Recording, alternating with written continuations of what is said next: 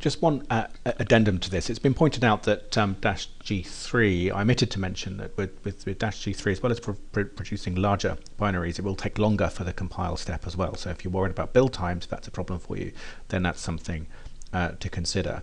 And also I should be clear that the size impact can be significant. So even with just regular -G, which will be default level 2, you'll see it can be 60, 70, even 80% of your binary size is the debug information, and with -G3 that can as much as double.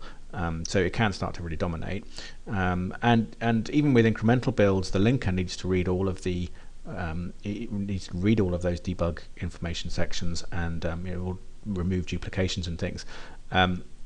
So one thing you can do to ameliorate that is the Split-DWARF approach. So just like before, I'm going to do my optimized program -G3, but I'm going to go -G Split-DWARF like that. -03, let's do my little optimized program.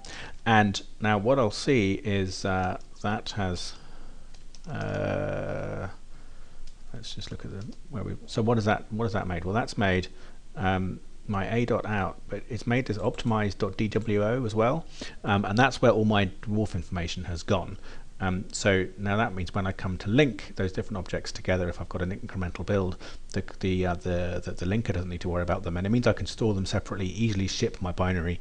You can kind of get a similar thing without the Split-DWARF hassle if you want, by doing this. Is often I'll do something like just do this, and then I'll copy a.out to like a.out.debuggable or whatever you want to call it, and then I can strip a.out like that, and so I've basically achieved the same effect with the two steps. But the advantage of Split-DWARF is if your compile times are a problem, and you're doing incremental builds and your link times are significant, then that can be a big win.